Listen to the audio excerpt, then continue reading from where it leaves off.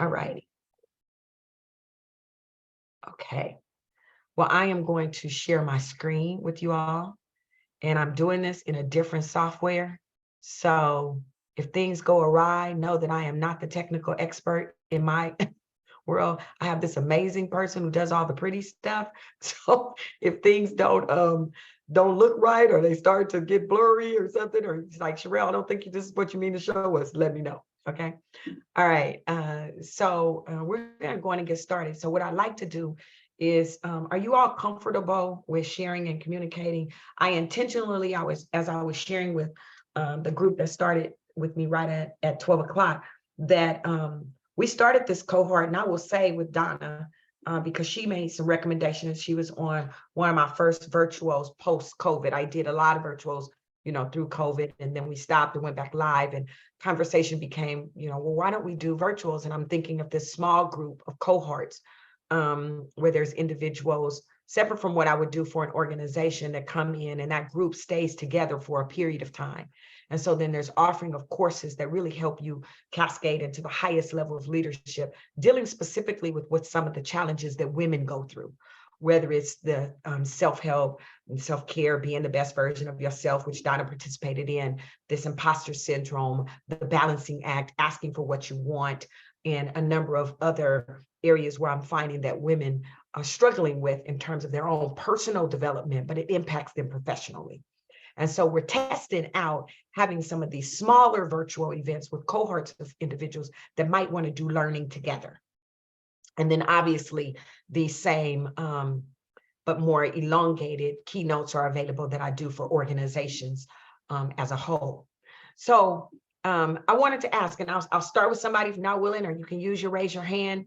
But is there anybody willing to share with me how you suffer from the imposter syndrome? Just a minute or so, because I want to make sure that what we talk about encapsulates what you need. So is anybody willing to share? Or do I get to call on you? Christina? Thank you, Christina. Yeah. Oh, well, so I can overthink things. So I hope I have the right definition of imposter syndrome, but I deal with low self-esteem and low self-confidence personally, and honestly, professionally is really the only place that I do say, I know when I'm, and that can actually take over a little too much sometimes. And so I try so hard to prove myself and put myself at a very high standard that when I get compliments, when people said, you did a good job in that meeting, I want to go to the bathroom for a moment because I'm overwhelmed with gratitude. And, it's like, I didn't even realize I was a badass, but it's like, come on, girl, you were. So, and, in my personal life, I give myself absolutely no credit. So I realize I bring a lot of my personal items into the workplace. You can't separate them. That's the honest truth. But I think respect has always been something I definitely know I've earned, but recognizing and knowing I'm doing enough has been very difficult for me. I would rather be, instead of a leader, I would rather be the leader's right hand. Let me make your life so easy that you can do bigger and better things, and I got your back. But whenever I have a little bit of an issue, I'd like to have you in the trench with me too. So I'm nervous to take the next step, to be that one sole person, to be a mentor to somebody when already my own personal foundation isn't incredibly strong. But maybe it is, and I just need to recognize it, and I'm working on that. In fact, this is coming in a very perfect time for me on my personal and professional growth, because over the last couple months, I've really been trying to work on strategies with myself, journaling and things like that, to put myself more out there. Now, in terms of being a woman in a male dominant, I started out in construction, and, being white and female and being 20 years old, 22 years old, talking to a Mexican man who has run these jobs for 30 odd years, there was nothing I could say other than to point to my boss, say, okay, well, he says this. And even then he wouldn't believe me, and he'd go and try and get me in trouble and fired. And I never actually felt intimidated by that. I always approach situations like, hey, we're in this together. This is the same team. And I've been trying to use that in every facet of what I do. It's not me versus them. It's us together trying to come to the same decision.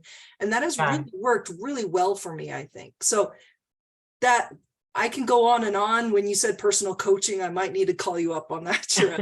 Well, no worries. I mean, I'm available to you. But what I did hear you say is that there could be issues with confidence and self-esteem. And so authentically, we may, in some instances, feel like we're not good enough or we have low self-esteem, and yet we may actually be a badass. And so that does align with us not necessarily showing up in the realness and trueness of who we are. And as I'm taking the notes from you all, then I want us to be cognizant of time when we talk, because you don't have a lot of time, and I want you to get as much as you can from today. It's a meaty presentation, and obviously we'll go over as much as we can. And it's something that I do inside of organizations and one-on-one, and it's part of the pillars of leadership coaching. But confidence and low self-esteem, and that also is how I develop content for the cohort. So that will probably be one of the events. And Donna, I'll look to you because you've been giving some really good advice. Does anybody else want to share specifically regarding how you might find yourself operating in the imposter syndrome or code switching as opposed to your authentic self? Hi, it's Scharrell. I can speak. I guess I have some things in common with the last speaker, but for me is I tend to put a lot of pressure on myself, where if I know what I'm talking about, I'm far more confident, but I feel as though when I'm sitting at the table, I need to know everything, that I can't be at the table and say, well, I'm not sure, what we should do about this, or I don't have any information. When that, and if that occurs, then I feel as though I failed. And so a lot of times, to protect myself, I put more pressure on myself to try to be all knowing. And we all know that that's impossible. No, that makes sense. And what that is it falls you in that space of the fear of getting it wrong, or the fear of letting people down. In other words, we put this pressure on ourselves as if we have to be all knowing, all things to all people, as opposed to understanding that we can give ourselves grace. And it's okay not to have the answers and say, I'll look into it and get back to you. So I understand what you're saying. I'll ask one more person and then we'll go in and get started. Does anybody else have anything that they want to share? And we're going to share throughout, because what we want to know is we're talking about some of the areas where you may have struggled with the imposter syndrome, but we also are going to talk about where you've shown up in authenticity and you've gotten some wins. So is there anyone else who wants to share why you signed up for today and what you'd like to get out of it? I'd like to share a couple of things. Very similar to what's been shared already, but I have a fear of being found out, because I think that whenever I get accolades, and I'm an overperformer, but I don't think that I'm performing at even the baseline. So that's how I view myself. And when I get accolades for overperforming, I'm shocked. I'm surprised. Because I think I'm just doing what I'm supposed to be doing, at a minimum. And so it does tie back to being, perfectionist, a self-esteem issue. But then there's also this, I do have this underlying current of being found out, and that's a constant. Donna, that's a really good point. And I will say this, look, I'm a girl from South Central who operated and ran a CPA firm as the second in command, the only Black female executive in the top 100 firms of the nation, and was always uncomfortable. And oftentimes we'll look around, biggest office in the building, saying, wait, do they really know what's really going on? I can remember winning an award. It was like the Orange County Businesswoman of the Year award. And when I went on the stand, largest event that they have in Orange County. And I remember going up on the stand, 3 African Americans in the audience. And when I got on the stand, I said, do you guys know that I'm Black? I mean, literally, there was this, but there was an undercurrent of insecurity in that, well, what if they really find out that I'm not who they think I am? But the reality of it is that goes back to that self-talk, those things that we tell ourselves about ourselves when we start to believe. And that does cause us to not operate in who we truly are, and to not even accept the fact that we actually are as good as we are. And so we definitely want to get into that. So I just want to thank you guys for showing up. I want to thank you guys for your time, and we're going to go in and get started. So And the other thing I want to tell you is that I will be dropping a guidebook. So I'd love for you to log on to my website. And when it comes out, it'll come out in an email, and it'll also be on LinkedIn. And by clicking that, you'll be able to download that. So I believe it's going to be available sometime next week. But, I really want us to get into leading with authenticity. I want people to understand that a lot of it does have to do with that inner critic within us. And, when I think about the imposter syndrome and the research that I've done on authenticity, to be quite frankly, my research came from actually doing a lot of work on understanding authentic leadership and what it means to be an authentic person, tying it to the imposter syndrome as that entree into our space, as we evolve with these new words and terms and nomenclature. And so when you think about the psychological phenomenon that plagues many high achieving individuals, it literally can be crippling. It's like there's a barrier to success and that personal growth. And as a high performance leadership coach, and I've personally experienced, like I said, myself, I do understand the significance of addressing the challenge. So what I'm putting together is I want us to be able to look at the imposter syndrome and the specific impact it has on us, especially as women. In fact, I had men sign up for today's event, and I gave them their money back and told them that I didn't want them to participate because I really want us to focus on women. So, while we don't want to put that out in an advertisement, I said, today I'm gonna give you money back and I'm gonna do a separate because I want us to get what we can get out of it. And we want to talk about the actionable strategies that we can do to conquer this. And so when you think about it, what happens and why we show up in a space that's less than authentic, it's because there's something within us, which the three of you share, that tells us that we're not good enough. Something within us that tells us that we're not worthy. Something within us that tells us, well, what if they find out? Or why did they give me that compliment? Have you ever been one of those people that someone gives you a compliment and you don't even say anything? Not that you're being arrogant, but they said, oh, you look nice today. And it's as if you didn't hear them. And I found through coaching that individuals do that at times, where they literally won't even respond to something that has happened to them that's positive, because there's this feeling of self-doubt. There's this fear, as Donna mentioned, of being exposed like we're some sort of a fraud, or belief that our accomplishments are undeserved, as if we are not worthy. And we need to really understand the root cause of that. And that's really what I want to get into today, and then talk about how we move from that. I think, Christina, I saw a hand come up. I thought you were asked. I agree with you. No, you're good. Okay. Sorry, Good. I won't use that. Oh, no problem. And so I want us to think about some of the reasons why, and I'd like for you to consider sharing. Just, maybe I'll call on Bobby, or I'll call on one of you to see if you'd be willing to share. When you think about where that inner critic comes from, that fear of being a fraud, or the belief that our accomplishments are undeserved, and looking at that, the nature of it, one of the things really starts with our self-reflection. It's like, how do you see yourself? And that negative talk within us that tells us, hey, well, do I really deserve that? I don't necessarily know that I'm deserving of that. I'm going to call on one of you, and maybe I'm going to try you, Tracy or Bobby, and see if when you do a self-reflection of yourself, do you ever find yourself speaking negatively of yourself, feeling inadequate, or not necessarily aligning yourself with the reality of the outcome that you've actually contributed to a particular situation, relationship, job? So Tracy, can you tell me a little bit about that? One thing I discovered in therapy actually was my desire to overperform stems from my childhood, where if I brought home all A's, the first thing my grandfather would say, if I had a 98, a 94, a 96, well, where's the rest of the points to get to 100 or over 100? You know what I mean? And so then it's like, when you are doing your best, your level best and some, absorbing way more than you can handle, it's never enough, like Luther in a way. And you suffocate, like you, the person, suffocate in that space. And you can't hear, oh, you're doing a good job, because where's the other 4 points? Am I at 100 or like 96? Am I at 99.9? Like, what can I do more? And that's just self-sabotaging.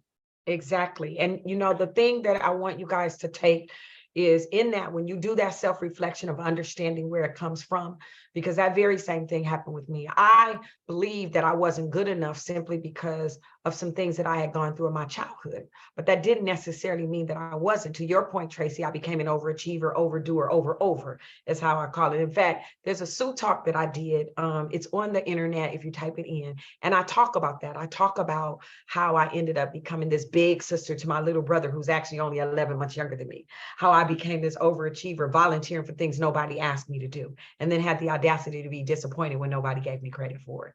But a lot of that came from what you're saying, Tracy, of having these conversations or these experiences in my childhood that I felt like nothing I did was good enough. So what I want you guys to take away when you start to do a self-reflection is I want you to think about and I want you to take the time to reflect on your thoughts. And I want you to think about the emotions that you're feeling in regards to your achievements or your capabilities, and identify whether or not those emotions are aligned with what is really happening.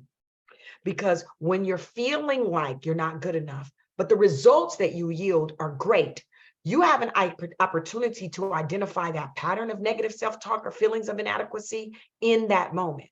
But what you have to do is self-reflect. And so often we don't. And by not self-reflecting, what we fail to do is recognize the fact that our actual thinking has become distorted. To your point again, Tracy, it is distorted because it is tied to something that we experienced in our life, not necessarily who we are.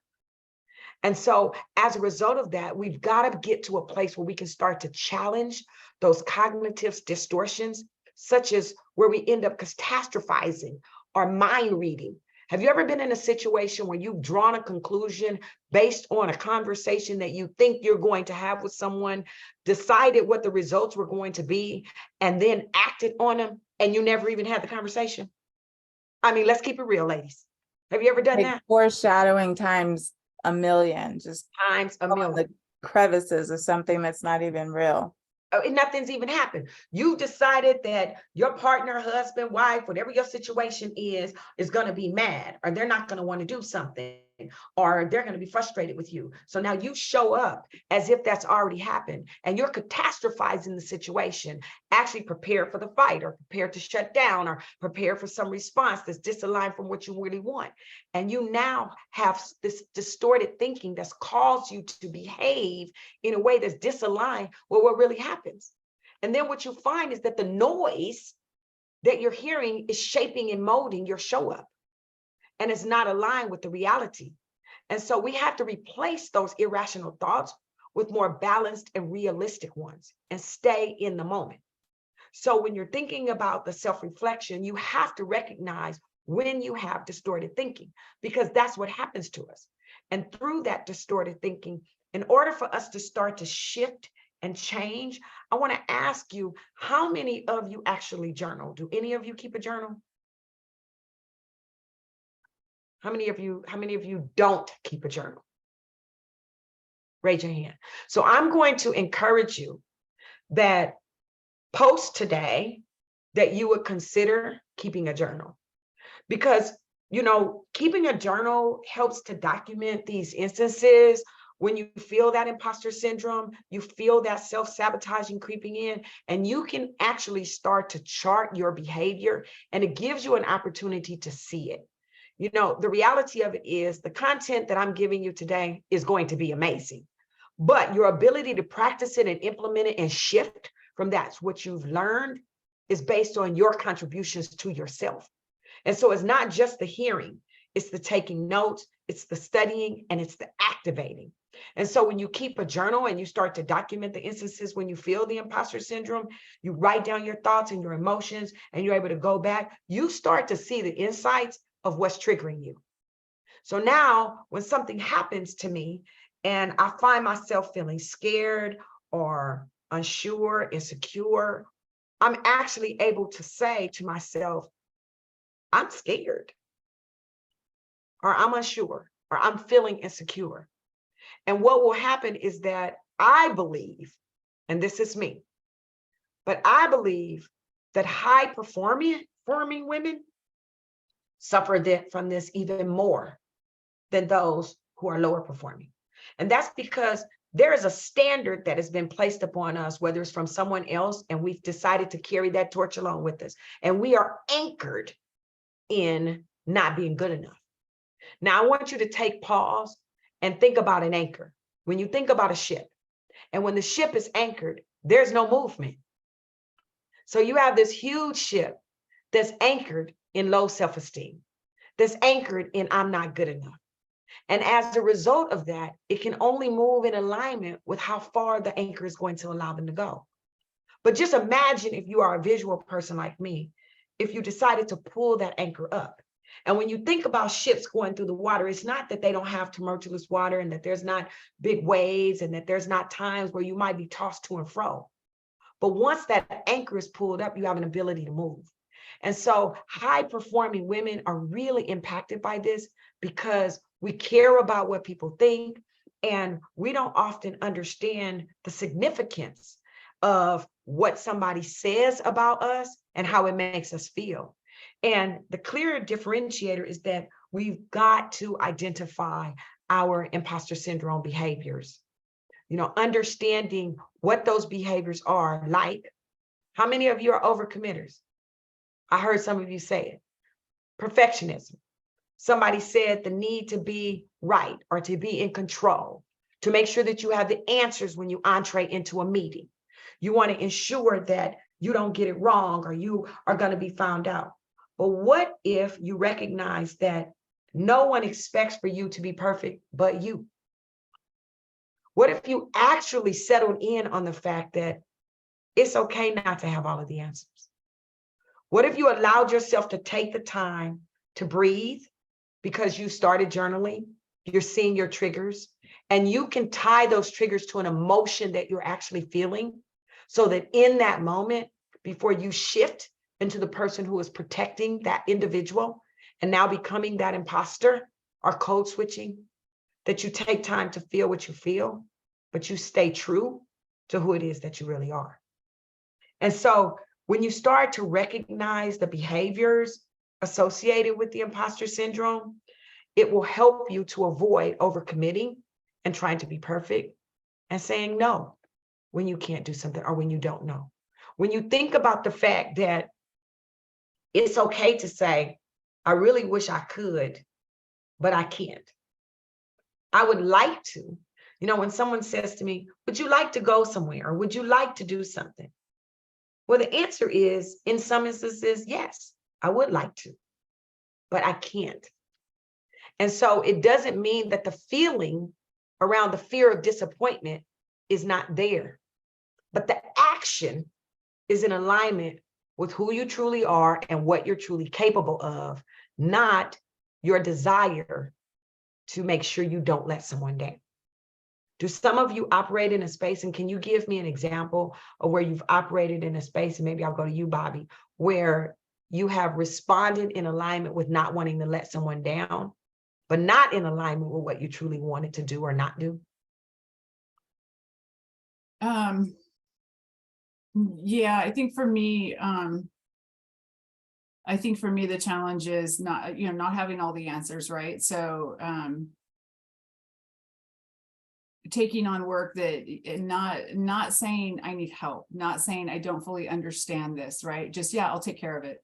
That's been a huge struggle for me, especially, and we do work with men, right? But I work with just amazing people. So I don't want to show up to the table and not be at their level or caliber, right? So it's hard for me. And so it's the biggest challenge for me to that I've been working through is asking for help and saying, I don't understand this. I need help with this. Can you please help me? And that has been a struggle for me. And, but life is getting a lot easier now that I've reached out. Because I just decided I've got all this brain power in this company. I'm just going to reach out and ask the questions. And if they judge me, they judge me, but whatever. And what I'm finding is they don't, they're like, oh, well, wow, you didn't know that. And so I reached out to someone in our company and said, can you help me with this? I really need to understand this piece. And, and I need to explain it to my team. And, they were like, well, I would have never thought you didn't know that, but that's bad. That's bad because I'm hiding that and people are assuming I know something I don't know. So that right there is not good either, right, to do. But it's hard because you do get, you do get judged sometimes. You do get, it's difficult. And so it's a struggle. It's a struggle with me. I do take on things like that. But this is perfect, because this is what assessing relationships is all about. As a high performer, we believe that we have to do it all, know it all, and be it all.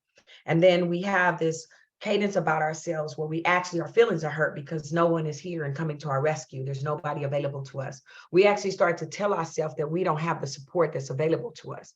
But when you recognize that you can access relationships both professionally and personally, and that it's okay that you don't know. In fact, we have denied people the opportunity to love us through support and care because we have all of these blockers around us as if we don't need them. And then we cuddle away by ourselves and we feel sorry for ourselves. When the reality of it is, if we just extend our hand, or more importantly, if we open our hand, someone will grab it. Because there are resources around us and individuals around us who actually want to experience relationship with us. But relationship at the deepest level is about support. It's about care.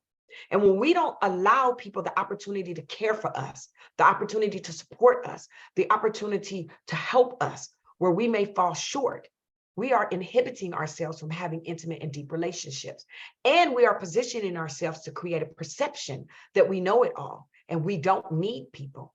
Therefore, we create this imposter syndrome that now that people believe that we know it all, we've got to continue to show up that way. And then to your point, Bobby, when we find ourselves falling short, when we don't have the capacity, maybe based on time, maybe we don't have the intellectual capital because there's a gap in our knowledge, we're afraid to mention it because we've set ourselves up as superwoman. And now we believe we've got to throw on the cape and come through. But the people around us already know that we really aren't. It's just a facade that we put up for ourselves. So imagine if we decided to meet people where they are. How many times have you seen someone knowing that they were struggling, watching the fact that they needed help and waiting for them to ask? We don't even have to look at ourselves. We can look at our friends, our family, our peers, and think to ourselves, wow, it's amazing. How and why would she do all of that? There were people available that were just waiting to help, to be a part of the team. So I really want you to think about how many times you are denying yourself the ability to access the support around you. How many times are you struggling with something personally or professionally and not picking up the phone, not to just call somebody and talk or gossip about it, but to seek feedback around what you can do in order to be better? See, the key is we must assess our personal and professional relationships. But to do that, we've got to be honest with ourselves. We have to be willing to do our own self-assessment. We've got to look at why it is that we need to be in so much control, even though we may recognize, to your point, Tracy, that it stems from our childhood. But are the relationships actually evolving at the level in which we want? Are we having brokenness in our relationships through chatter, noise, arguments, disagreement, or even separation? Because there's some underlying problem that continues to cascade to the top. And if we recognize that, are we self-assessing to see what we can do to be better people versus looking at the other person? I mean, the reality of it is, in order for us to operate in our own authenticity, we've got to be willing to accept the fact that we don't know it all. And it's okay, even though we may want to. So I encourage you to consider, as you journal, because we're going to start journaling, as you journal, that you also, conduct a self-assessment of yourself, really, and keep in mind that your judgment is only based on your level of exposure. That's why the tribe is so important. So seek out that feedback from other individuals that can tell you where your gaps are, not the individuals that are going to affirm you in being right. Because remember, this is about growth. So it doesn't matter if it's personal or if it's professional. But in order for us to grow, we've got to be willing to do that self-assessment. And I encourage you to allow other people to be participatory. Donna was in our cohort on and I think, Scharrell, you may have been in there also on self-care. But one of the things that I share is that I am really big on trying to understand where I need to shift as a leader. And so we have what we call these kumbaya moments in my home with my sons, when they were living here and we were all together on, a full-time basis, and now just periodically, either through text or just getting together. And my big son calls them kumbaya moments, because it's all about, how can I show up better? I was a single mom for 20 years. My youngest son is 23. So through that time, I was struggling. I was a single mom. I was running a company, and I wanted to show up my best. And I wasn't always vulnerable. Now I'm vulnerable. I'll get up on stage and be like, oh my God, I'm so nervous. All these people out here. I'll get in front of a company and be like, I hope this is going to go okay for you guys, but it's the truth. Just because I'm a professional speaker, I've been doing it a long time. I'm really good at it, but it doesn't mean that I don't have concerns that I can't get better when I go back and reevaluate this video so that I can see how could I be more succinct? How could I show up in a way that's more effective? That's going to happen for us. But the key is, if we want to conquer the imposter syndrome, we've got to step into who it is that we are.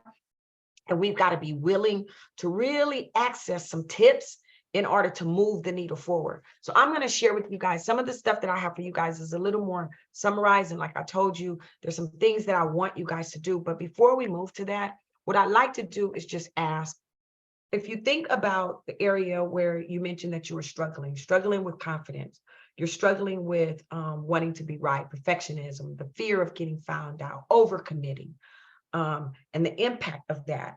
What I want to know is, do you have a common feeling tied to that when you find that creeping within you? Is it something that you live with always, or is it situational? And so I'm going to lean in on Cynthia. Hi. Hi, Cynthia. I think it's kind of a constant for me. So I tend to just have anxiety overall, but it kind of manifests itself in overthinking. So for example, if I'm writing an email, I can go back and forth 20 times on the verbiage, on the language I'm using, on the tone, and trying to assess who's going to be reading it and whether it's coming off too strong, too powerful. So I massage the language a little bit to kind of downplay it, even though, I'm trying to say something stronger. So in that moment, I'm starting to feel overwhelmed and what are we trying to do here? But I think for me, it's kind of a recurring thing. Absolutely, in the moment, but I just overthink a lot of things. So it's a lifestyle around confidence. And I'm going to tell you, as a result of what's coming up, rising to the top and hearing this confidence, we're going to have a cohort on confidence solely, just on confidence. Because, a lot of what prohibits us from being the best version of ourselves is that we don't believe in ourselves. We've decided that we're not good enough. And that's the story that we tell ourselves. And we haven't actually got to the point where we start to celebrate who it is that we are. So I really want to entree into that, but I'm going to lean in on you, Zandria, and ask, when you think about this as it relates to you, can you share? And then, did I pronounce your name correctly? Zandria, right? Or Yes, is it Zandria? Okay, Zandria. Okay. I know you told me when I met you at the event, but I want to make sure. So what about you? Mine is more so situational, depending on what the situation is. I can be an overthinker a lot of times at any given moment because I want to get it right. And I want to, I guess, show that I can get it right, even though I might not be experienced or have experienced certain those moments. But I would say it's situational because I easily overthink the process a lot of times, and it's fairly simple. Got it. Okay. And that sounds consistent with most high achievers. As a high achiever, we equate our success to being right versus our journey. And what we have to understand is that you're already there. You may be on the ascent to a higher career move or more money, but the simple fact that you're on the ascent, that you're on the journey to the top, lets you know that you are a high achiever. And individuals who are anchored in mediocrity and complacency don't think like this. They're not constantly critiquing themselves and wanting to get it right. Now, here's the caveat. it's okay to want to get things right. What is not okay is the fact that what's happening is we're so focused on getting things wrong that we fail to recognize all of the things that we've accomplished. We don't tend to recognize and celebrate our achievements. Instead, we take one transaction at a time and we start to evaluate our persona on the commentary around, well, let me make sure that this email is perfect. Well, let me make sure that I have this right, that this situation is right. So whether it's your day-to-day cadence of how you entree into your day, or whether it's situational to the comment that you made, Zandria, or sometimes I found myself in, the key is that you are constantly reminding yourself of the badass that you are. And through that, you begin to entree into things with the level of grace and acceptance around the fact that it's okay if I don't get it right this time. Because what you begin to do as you start to remind yourself of how amazing you are, you start off your day like we talked about in the self-care with the acknowledgement of who you are. You know, that was one of the cohorts we did first. And then you, as you get to that space and you start to count your wins and you think about the accomplishments that you had and you start to celebrate who it is that you are and the things that you've done well. And you recognize the gaps and maybe where you hadn't necessarily shown up your very best was an opportunity for you to grow. What happens is that the approach is that doesn't define you because you have to learn how to give yourself some compassion. But what happens is that we measure our success on the transactions versus who we are. And what you have to understand when you go back to where are the rest of the points, I left them on the board, but I still got a 96. You know, yes, I didn't get that right. And I made a mistake, but I'll do better the next time. Thank you for pointing that out to me. I'll make sure that I take note of that.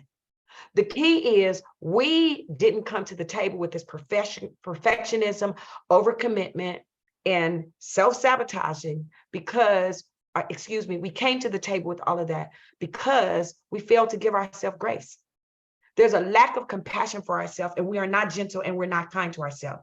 Now, let me ask you the flip side. Give me an example of someone on your team, in your family or relationship with where they disappointed you and how you wanted to make sure that it was important that they experience love and compassion for you. And I'm going to ask, how many of you are parents?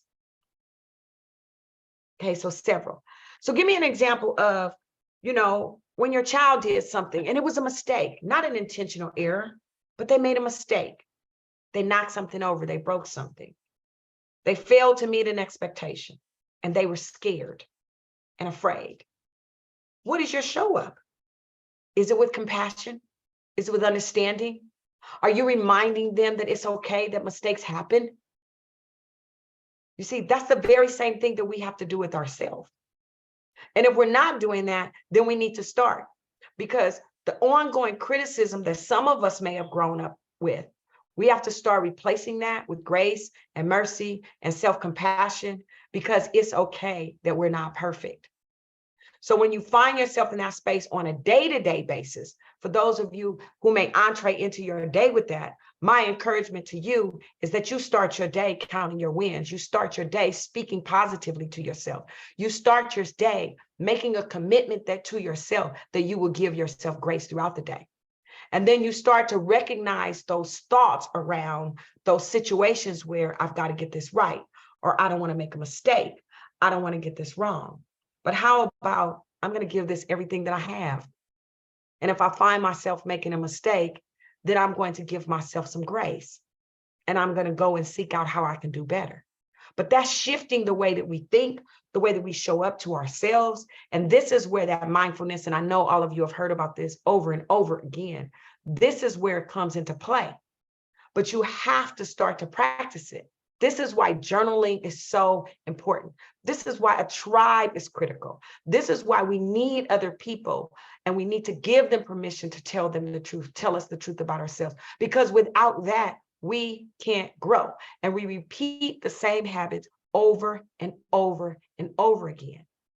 So the critical part of us shifting from a space where we're walking around as if we're perfect, where we're code switching based on the audience, where we're criticizing and self-sabotaging, is that we have to get the support that we need It's a requirement. And there are individuals where they can see you, and when they are sharing with you that you are showing up in a way that's disaligned with who you really are, the commitment to yourself is you're not going to defend your behavior. Now think about it. How many of you have been in a conversation with someone, they have missed expectation. You go to share with them that they've missed expectation, and now they want to tell you all the reasons why they let you down. Does anybody have an example of that? Anybody? I'm going to lean on Alexa.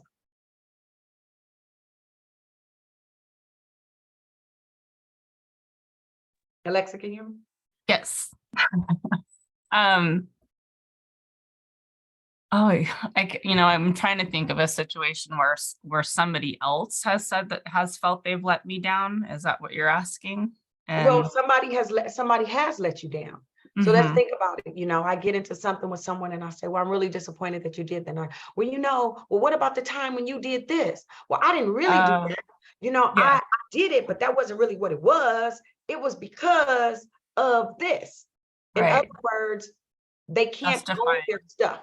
Right. Justifying or even looking like historically or pushing it back on you. Yeah.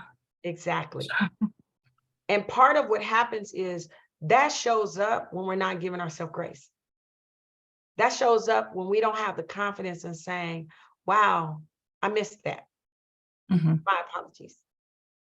And so what I want you to think about is when you find yourself feeling like you need to be perfect, and you remember that you need to give yourself some grace, that you need to have some self-compassion.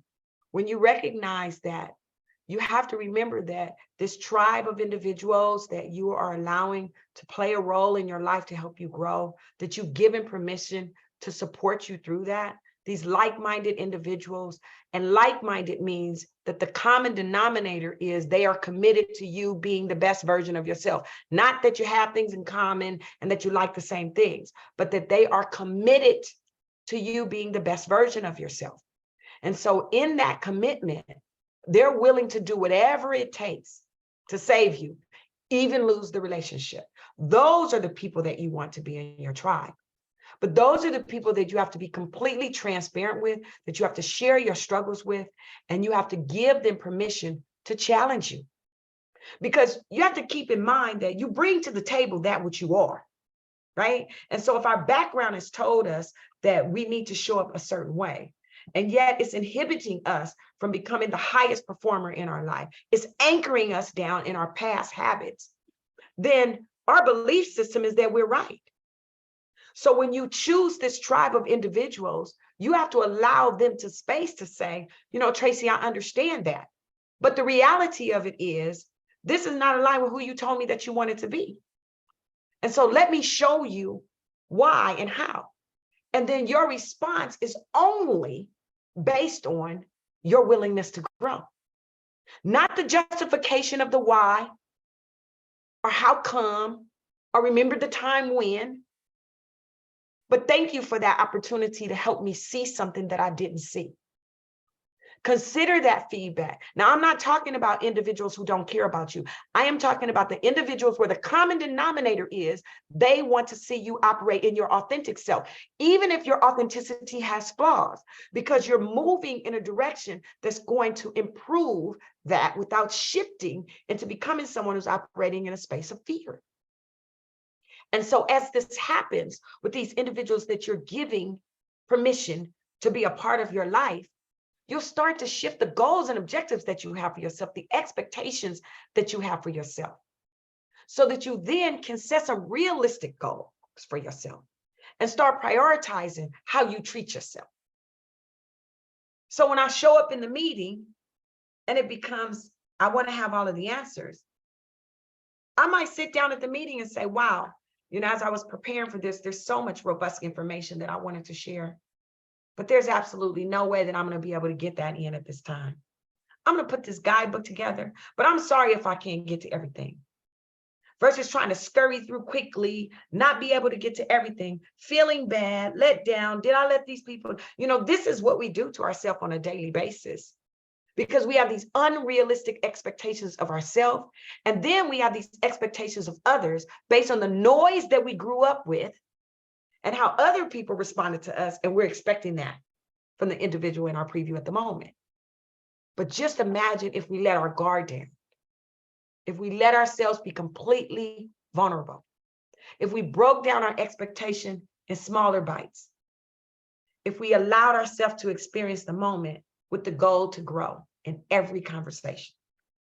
You know, I have this unique thing about me in that I very, very, very, very, very rarely argue. It's just not what I want to do.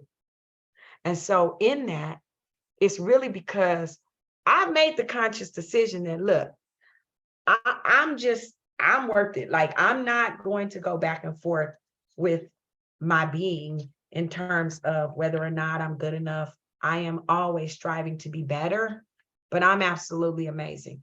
I believe it. I live it. I'm 50 plus years old, dang near 60, just got a tattoo that says it. I got a diamond necklace. I wear it. Every morning I wake up and say, good morning, amazing. Like, I'm not playing. And it has nothing to do with the fact that I'm perfect. It has nothing to do with the fact that I get it right all the time. It has to do with the fact that I'm embracing my self-worth. So what I would love for one of you to do for me is to share with me, and maybe I can go to you, Cynthia, what it feels like when you've embraced your self-worth. When you walked into a space knowing that you was a badass, that you was looking good, that that dress looked good, your hair was flawless, that you presented a presentation and you knew you was getting ready to score, that you walked by somebody, whether it was your husband, your man, or somebody that you wanted to be, and you saw them across the room and you knew they were peeping. Like, what does that feel like It's when you amazing. operate in that space? Yeah, it's amazing. It's Taking amazing. up that space, yeah, and feeling confident about it. Exactly. And so tell me, what do you think in terms of, and I want to hear from you, Scarlett, do you have any examples of, can you share an example of when you have operated in a space where you're like, oh my God, this is amazing. I killed it. Like, have you ever somebody say, how was the day? I killed it today. This is like amazing. Do you have any examples of that, Scarlett? Yeah, I think it was, I had given a recruitment presentation to one of my managers. I have two supervisors, and this was probably my fourth week in this position. It was a new position. I had no prior experience, and I knew I had aced it. I knew I had done very well. And just to get that recognition from someone, it felt amazing. I felt like I am worthy and I deserve to hear this. It just felt like I was on top of the world, and I wanted to keep receiving that. Exactly. And so what I want you guys to walk away with today is understanding that we know where the imposter syndrome comes from. We recognize that we code switch, but how do we move ourselves into a space where we can embrace ourselves authentically? And I want to give you a couple of takeaways. Obviously, we can't get into every single deep detail, but what I want you to think about as you shift into authentic leadership is, I want you to write this down, you know, discovering what are your values. And a lot of this will be in the guidebook as well, but when you think about your values and when you think about your principles and you think about what truly matters, I want you to understand and make sure that you're developing the care that you have for others within your life. I mean, when you start to show up based on your own personal values and your own personal cares, when you allow yourself to be vulnerable, like sometimes I will entree into something and say, oh, I hope I get this right. You know, I am nervous today. I mean, I've gotten on stage and all kinds of things have come out of my mouth. But the key is that I allow myself to be vulnerable enough to already position myself where I can give myself grace. And therefore, I'm not worried about what you think because I done already put it out there that I'm not perfect. So, okay, now what? Let's get this party started. So I think that when we start to show up with more vulnerability, what you also will find is that your relationships become more intimate. Because as a high performer, there's a level of abrasiveness that comes, this level of dissatisfaction, or that people may feel like they're not good enough because there's always something. And so we want to make sure that we don't bring that to the table. depending on how often we carry this need to be perfect. You know, when you're thinking about the fact that you're overcommitting, you have to recognize your self-worth. Because when you recognize your self-worth, why would you overcommit yourself to the point that you're burnt out, stressed out, experiencing a high level of stress, which impacts the way you interact with people, the way you show up, and yet you're a high performer? So when you start to think about your own self-worth, you don't want to exhibit habits that dilute your being. In other words, if you're burning the candle at both ends, then you're worried that you're going to get it wrong. And when you get it wrong because you're not exercising great self-care, now you're surprised. Well, what are you surprised? You're tired, your brain is not functioning at the appropriate level. You put way too much pressure on yourself. The calendar is only supposed to be 8 hours. You trying to pull 18. Plus you have a life, a relationship, or you're trying to get one. You might be a parent and then have other commitments in your life, and you're trying to figure out why you can't get it done. Really? Hashtag self-worth. How about we exercise that power of no and set those boundaries? And obviously that's a different course for a different day. But I want you to understand that it is important that you practice self-compassion. And when you start to practice that self-compassion and you start to recognize your self-worth and you own it and you recognize that you're of value, look, I'll tell you, as a female in the industry that I was in for 20 years, and I was on the executive committee and second in command and blah, blah, blah, blah, blah. Also the only person not married and a single woman of 3 and the only Black and the only female. We would walk into an executive session. 95% of the time I led the session as the COO. And I had a rule with my kids. If it's important, call me twice. If I don't pick it the first time, call me twice. I established in our meetings that my phone is ringing. I don't have a wife at home. And it was all men. So I'm answering the phone because I'm worth it. You know, we have to start to understand that people treat us the way we teach them. You teach people how to treat you. If you have decided that you're going to overcommit, then they're going to continue to give you more. If you've always said yes, and now you say no, they're looking at you sideways. What? What do you mean? If you're constantly compromising your need to have the things that are important to you, why are you mad when nobody thought about you when they left the house and didn't bring you anything back? When you didn't get invited to lunch or dinner? When you weren't recognized for the good work you do, because you always do good work. And then when somebody gives you a compliment, you say, oh no, it's no big deal. Now you've diluted all of your contributions, constantly reminding everyone that you're not a big deal. And now you're not being celebrated and your feelings are hurt. So we have to think about some of these things that we bring to the table. And that is because, you know, we're leading with our feelings. And so developing this emotional maturity comes from you really understanding how you feel and how you allow that to show up. And if your emotions are leading your behavior, you will start to code switch and show up in a way that's an imposter because you don't want to be found out. And so we want to ensure that we understand our emotions and that we cultivate our emotional intelligence by recognizing what we feel, but showing up in alignment with who it is that we are and we want to be. And that comes with that vulnerability. That comes with the recognition that you did a great job. Yeah, I did. I'm so proud of myself. I mean, it's interesting the way people will respond to you, but I used to be one of those people that you give me a compliment and I didn't even hear you because I was so insecure and had such low self-esteem. You know, or somebody said, great job. And I was like, really? Or think about it, and I talk about this. You step out of the elevator or in the elevator. How many people go in the elevator and say, I'm sorry? Like people literally, I want you to pay attention to this next time you get in an elevator with somebody. How many people will apologize? You know, true story. I was sharing this.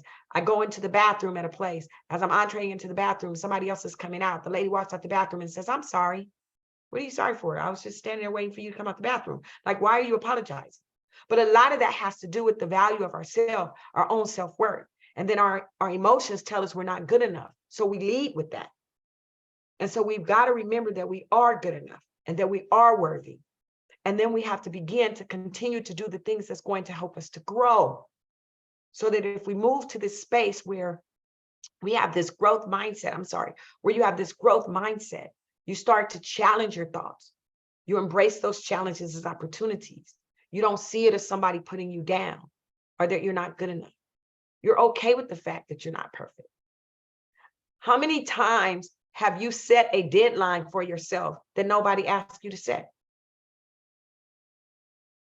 That you've decided, I've got to work all night to get this done. And then how many times have you been disappointed when you got it done and the person that you gave it to didn't even look at it? Has that ever happened? Because I see some nods. But who told you had to work all night anyway? You did. You told yourself that. And so I want us to begin to think about that and start to challenge ourselves so that when we have these opportunities to grow and learn, that we maximize and that we take those opportunities. But it's only through the feedback. And that's why we want to develop these cohorts. That's why we want to have this tribe of individuals so that we can start to trust the people around us to tell us the truth.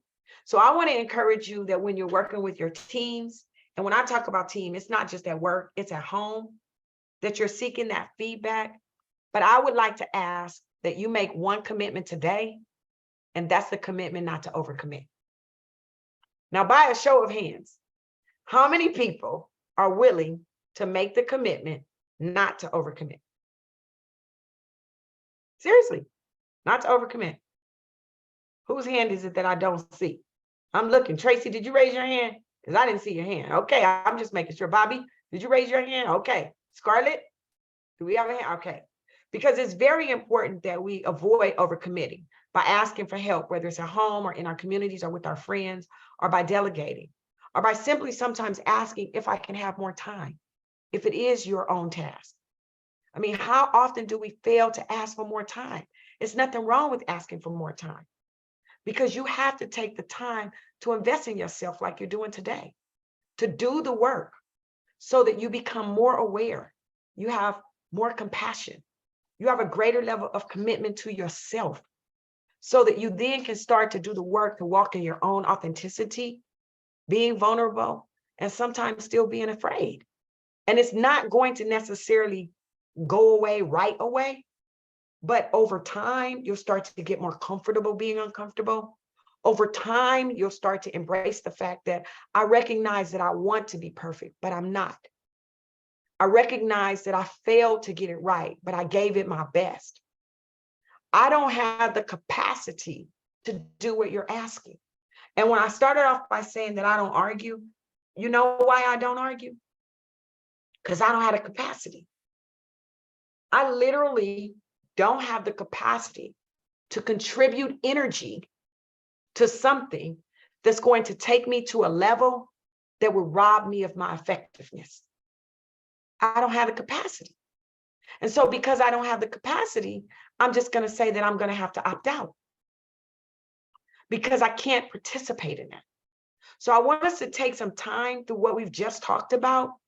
And I'd love to hear from you because I know it's a lot to absorb in an hour, but I want to hear from you on what at least one takeaway is from each of you that you're willing to commit. I'm only going to give you about 30 seconds, but I need you to give me a takeaway and a commitment that you're willing to make to yourself to start to walk in authenticity.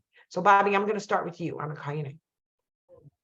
So I'm just going to continue to work on what I am working on, which is reaching out for help, and not being afraid to say, hey, I need help on this. And, it's funny when I do that, I find that people are in the same situation as me. They're in the same boat and they'll say, I'm glad you reached out or whatever. So I'm finding it's becoming easier for me. So I want to continue to grow and learn and go down that path. And Great. What about you, Alexa?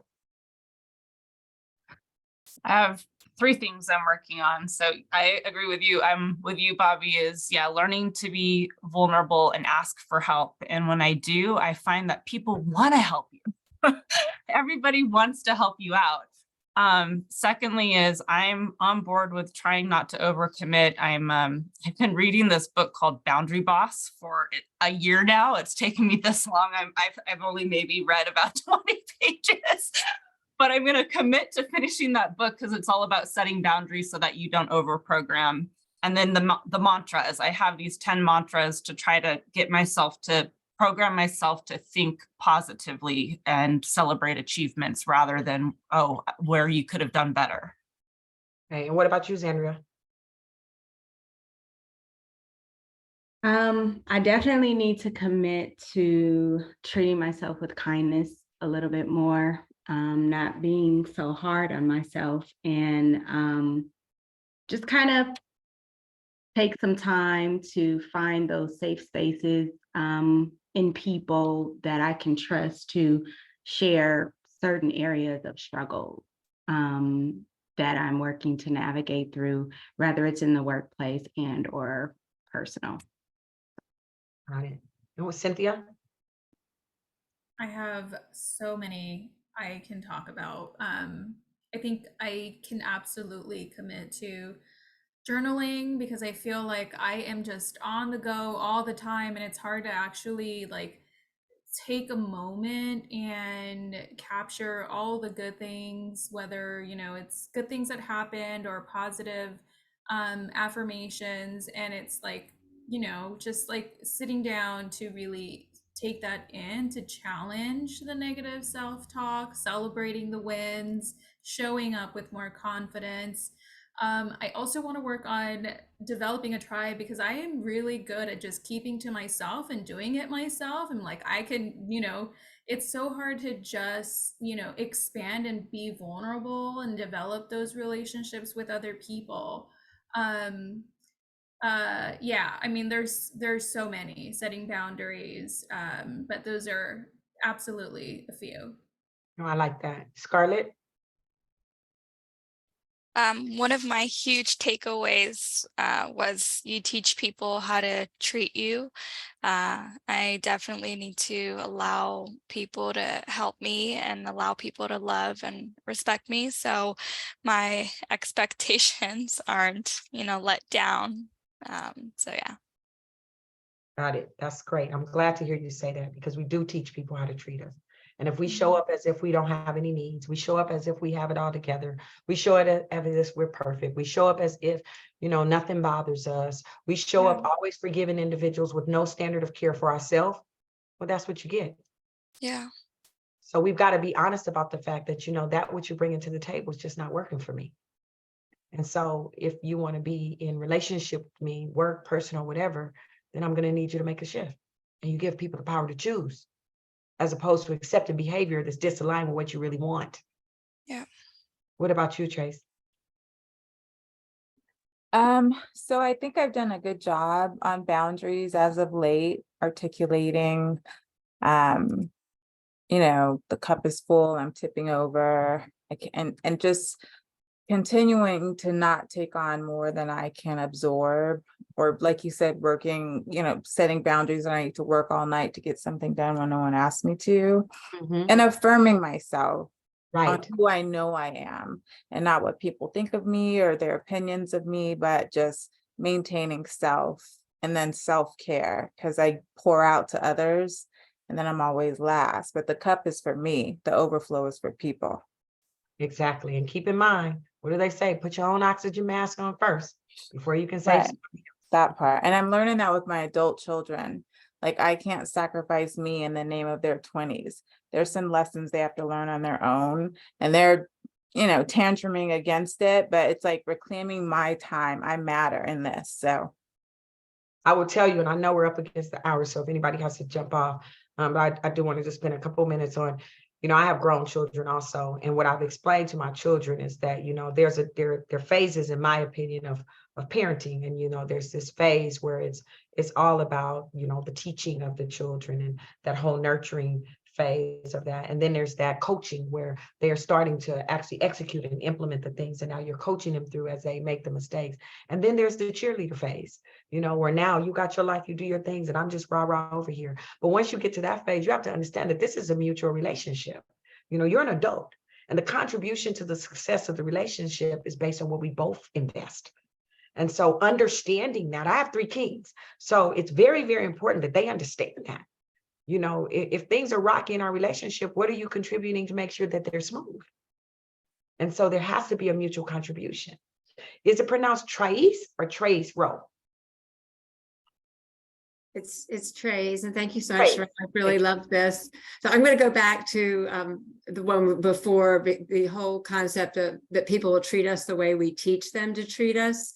And I'm so guilty of that. The phrase that I heard years ago that I love is I accommodated myself right out of a relationship. And Mhm. we have to learn to stand up for what we need and not just always be accommodating other people. I'm very guilty of that. That's great. And that's great advice. I mean, that's really great advice. Ms. Scharrell, what about you? So first and foremost, I think what resonated with me most is focusing on my needs, because when you said that, that spoke to me, especially that I put everybody else first. And then I have the nerve to be mad when I'm not getting what I want. So that really hit home for me. Definitely want to start doing daily journaling. I think that that's important. I mean, it's something that, it's not new, but again, that comes back to putting me first and making time for myself. And then the other thing is celebrating my wins. I can have a great meeting, a great discussion, or, basically a win. But instead of me celebrating the win, I'm focused on, oh, I should have said that, or, oh, that was pretty dumb. Why did I say that? When the overall outcome was a positive one. So that's something that I really need to take to heart. Thank you so much for sharing that. And what about you, Donna?